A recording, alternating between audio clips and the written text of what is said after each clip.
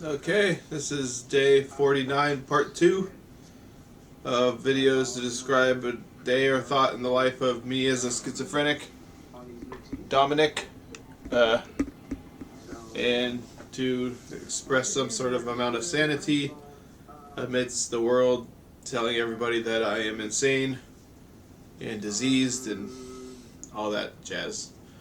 Alright, so watching the Superbowl, it's pretty much a dud. And when you're in the schizophrenic reality, what you do affects the games. So I don't know if it's brain control, I don't know what's going on, but there's some sort of weird ritual thing going on with sports and nation building and psyche of the masses building. And it's like NSA or National Security Agency stuff. And yeah, I thought I did pretty good today. I was rooting for the Chiefs, sort of. I wasn't really rooting for anybody, and I guess I was sort of rooting for Philadelphia because I like that Saquon Barkley running back, and the Chiefs have won so much. I naturally start to go for the teams that are the underdogs. But at the same time, I am a fan of like excellence or whatever, so it's not easy to win 3 in a row. So if the Chiefs would have won, that would have been pretty cool. So sorry to the Chiefs, but I'm not exactly sure who I was rooting for in this game. But I think what I did affected the game to some degree. I'm supposed to be Travis Kelce. We don't really look alike. I was never a star athlete or anything like that. But it's like some sort of joke, inside joke or whatever. And he's supposed to be my alter ego. And I'm not sure who Taylor Swift is supposed to be. I have an idea of who Taylor Swift is supposed to be. But it's related to me reading Jonathan Swift, the guy who talked about cannibalism. And I had posted a artistic expression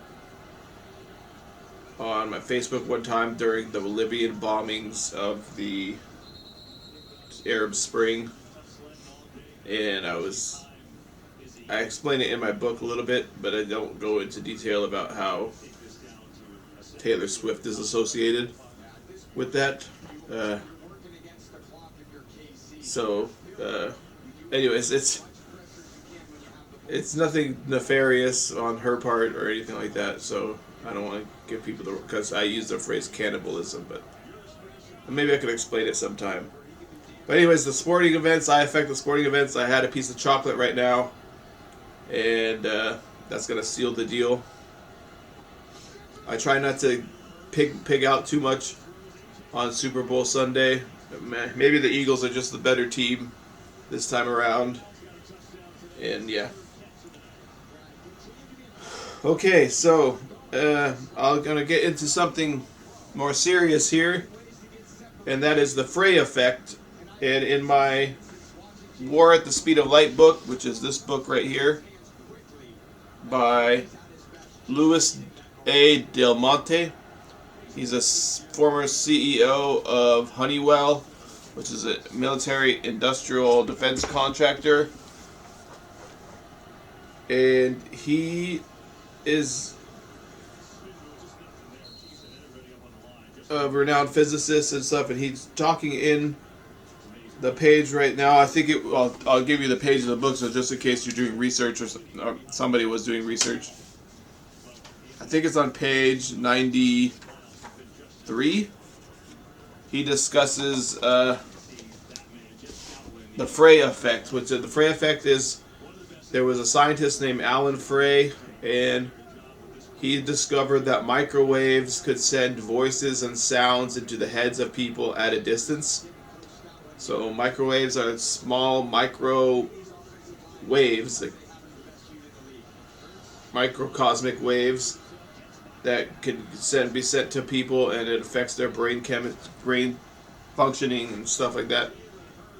And he started the book off talking about the incident with the U.S. Embassy in Moscow in back in, I guess it was the 60s or 70s, maybe the 80s.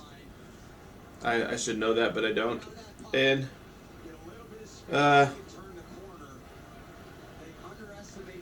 he says that there was a 2018 article in the New York Times which discussed that the most likely situation for Havana syndrome, where people were hearing voices and sounds in their head, it had to do with microwaves. Like the New York Times was saying, it's most likely caused by microwaves. And the intelligence agencies seem to think that, or people in intelligence, notable people who had knowledge of these type of things, the consensus was that it was possibly Russian. And I know that the CIA backtracked on that, and they didn't want to say it was a foreign adversary or whatever, or that, because maybe we're not adversaries with Russia. Maybe that's all fake, that's how they can get away with the language and say, it's not a foreign adversary because Russia's not our adversary. So, that's where I go with that, because, and I'm going to get into something here in a second, something called permanent counter-revolution. And so, yeah, 2018 article discussed that microwaves were likely to cause the voices in people's heads and the sounds that people heard in Havana syndrome. And he discusses in there that microwaves can send voices into people's heads. And I think the voices, the last I heard from the voices, I hear when I go to sleep at night and stuff, they said, well, I don't know what, they were saying sex is cool. And that's, I don't like to say all the things they say, because a lot of times it's like, some stupid thing like that, some kind of juvenile, or, some sort of, kind of just not important things or whatever, but that's what they said to me today. And, yeah, so a lot of times they also said sorry. They pretended to be somebody that said sorry to me, and I don't know why they were saying sorry. That's the most recent thing. I just tell you because that's the most recent thing I was thinking of today. They also said things like, you're a loser and stuff like that. They say things like stuff like that, but I don't want to get into what the voices talk about, but okay. But I get sent voices in my head, and they send all types of things, and for a while it was going on 24/7, and it pretty much destroyed my 20s and 30s, and I don't know why, because now we have Donald Trump as president, and we're in this permanent counter-revolution, and it seems like that's what the reason is.